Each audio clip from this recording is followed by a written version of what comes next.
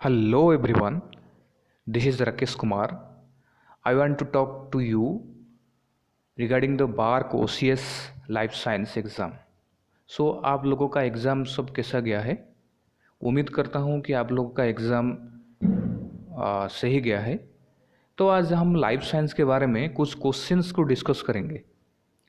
तो आज का वीडियो रहेगा, कुछ क्वेश्चन के बारे में डिस्कस करेंगे और नेक्स्ट वीडियो में हम लोग कुछ कट ऑफ बारे में डिस्कस करते हैं, क्योंकि क्वेश्चन आज जो मेरा पास क्वेश्चन है इसके बारे में आज हम थोड़ा चर्चा करेंगे। उसके बाद नेक्स्ट हम वीडियो बनाएंगे जिसके बारे में हम चर्चा करेंगे। चलिए शुरू करते हैं। जिन जिन लोग ने BARC scientific officer life science का एग्ज़ाम दिया था, शायद आप लोग कुछ क्वेश्चन खुद ही लिखे होंगे। तो मैंने कुछ क्वेश्चन कलेक्ट किया था और आपके साथ आज मैं शेयर करता हूँ। फर्स्ट क्वेश्चन था कि स्पोर्स आर एब्सेंट इन, शायद ये बॉटनी वाले का क्वेश्चन था। इसमें कुछ ब्रायोफाइट्स, टेरिडोफाइट्स और कुछ आल्गी के बारे में लिखा हुआ था, तो शायद आप उसको बढ़िया से किए होंगे। और दूसरा क्वेश्चन था number of chromosomes and chromatid anaphase 1 and anaphase 2। ये क्वेश्चन बहुत सरल था। ये डायरेक्ट क्वेश्चन था, वो ह्यूमन का क्रोमोजोम नंबर दिया था, उसमें पूछा था कि number of chromosome and chromatid anaphase 1 and anaphase 2 में कितना होगा। ये तो सही क्वेश्चन था। और नेक्स्ट क्वेश्चन था AP endonuclease found in repair, which type of a DNA repair? As you know, endonuclease, epi endonuclease are found in the base section repair. The correct answer. Next question was the common questions always asked by the bark, that is ABC model, flowering ABC model के बारे में पूछा था कि इसके बारे में कोई स्टेटमेंट बारे में पूछा था। और एप्लीकेशन ऑफ क्रिस्पर में कुछ स्टेटमेंट दिया था, ये भी क्वेश्चन था। And effect of enzyme change in pH, protonated और डिप्रोटोनेटेड, ये भी बहुत बढ़िया क्वेश्चन था। और दूसरा क्वेश्चन था which of the following DNA polymerase has a 5' to 3' exonuclease activity. ये तो सरल था। एक्सोन्यूक्लियोज एक्टिविटी इसका मतलब है प्राइमर रिमूवल एक्टिविटी था, वो डीएनए पॉलीमरेज 1 का ही होगा। मैच द फॉलोइंग में दिया गया था कि प्रोकैरियोटिक में कुछ रेप्लिकेशन फैक्टर के बारे में, डीएनए जी, डीएनए बी, एसएसबी, और उसको मैच करना था यूकैरियोटिक होमोलॉग प्रोटीन के बारे में, राइट। और हार्डी वेनवर्थ प्रिंसिपल से क्वेश्चन आया था, जीनोटाइप्स एंड फिनोटाइप से क्वेश्चन आया था। और ये भी क्वेश्चन बहुत सरल था। उसमें दो क्वेश्चन पूछा था, एक तो फ्रीक्वेंसी के बारे में पूछा था और परसेंटेज के बारे में पूछा था। ये दो प्रॉब्लम था हार्डी वेनवर्थ का।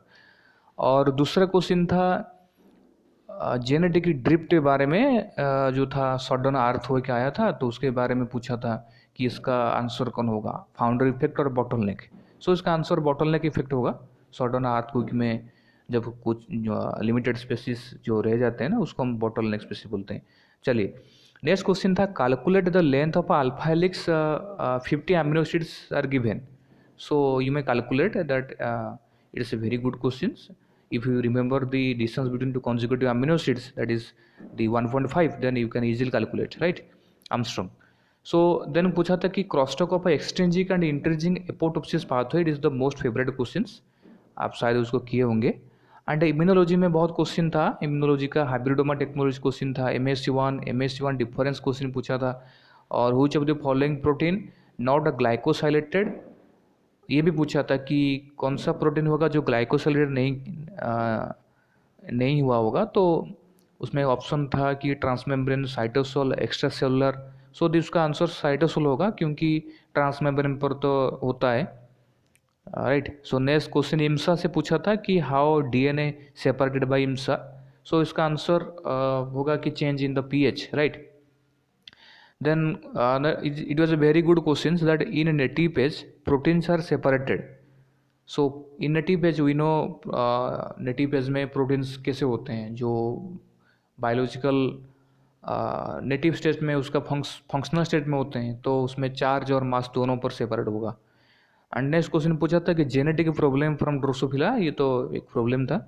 नेक्स्ट क्वेश्चन था which is not a purifier seed, तो उसके बारे में थोड़ा जो प्लांट ब्रीडिंग बैकग्राउंड बिलोंग्स किए होंगे तो वो क्वेश्चन अच्छे से टैकल किए होंगे, राइट।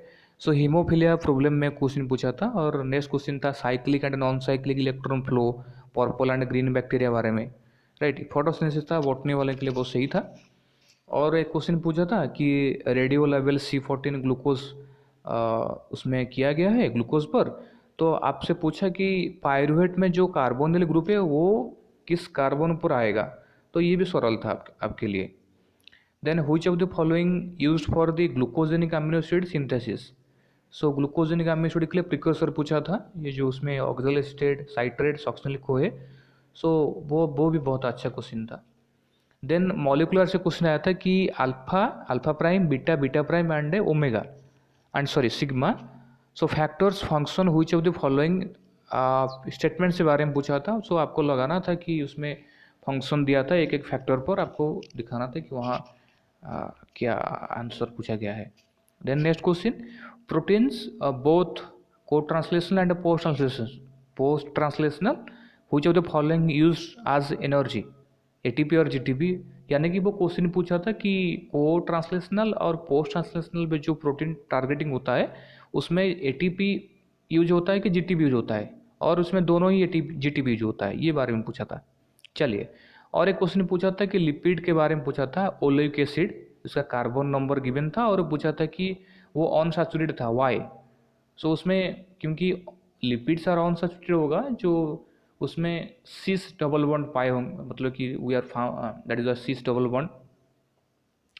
और एंजाइम कॉन्सेंट्रेशन में क्वेश्चन था, और बियर लैम्बर्ट्स लॉ से भी क्वेश्चन था, ऑब्जर्वेंस गिवन था, कॉन्सेंट्रेशन पूछा था, ट्रांसमिटेंस वो दिया था। और 260/230 ऑब्जर्वेंस कॉन्टेमिनेशन बारे में भी क्वेश्चन पूछा था। एंड नेक्स्ट क्वेश्चन था number of ATP and NADP ने यस पूछा था कि acetyl CoA 1 mole of acetyl CoA पर, तो ये भी क्वेश्चन सरल था। एंड ये क्वेश्चन मुझे अच्छा लगा था जो मैंने क्लोन्स के बारे में पूछा था, राइट। सो क्लोन सारा होमोजीनियस होगा और हेट्रोजाइगस होगा, राइट। ये क्वेश्चन सही था। Receptor matching signal and receptor बारे में जो डेल्टा नॉच और double anti signalling, beta cation, ये इसी बारे में पूछा था। और क्वेश्चन था कि common steps in glycolysis and gluconeogenesis, आपको लिखना था। यहाँ क्वेश्चन पूछा था रेगुलेशन स्टेप के बारे में, कॉमन स्टेप का आपको पूछा था।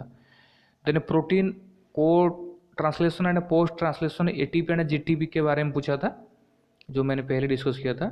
ओके, देन पूछा था कि बेसिकली मेडिटेड ट्रांसपोर्ट न्यूक्लियस।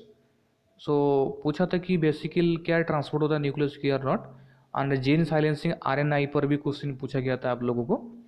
सो ये लगभग 40 क्वेश्चन था ये जो मैंने कलेक्ट किया था। तो उम्मीद करता हूँ कि आप लोगों का बाहर का एग्ज़ाम बहुत अच्छा गया होगा, क्योंकि मैं देख रहा था कि क्वेश्चन लेवल भी वो भी मॉडरेट टू राइट टॉप था। तो वही कट ऑफ जो पिछले साल में गया था शायद उसी से सही होगा। डोंट वरी, आप लोग पढ़ाई करिए, क्योंकि the vast majority of haunts and in failure, so don't think about that, you should be try for next, right. So okay, thank you to all.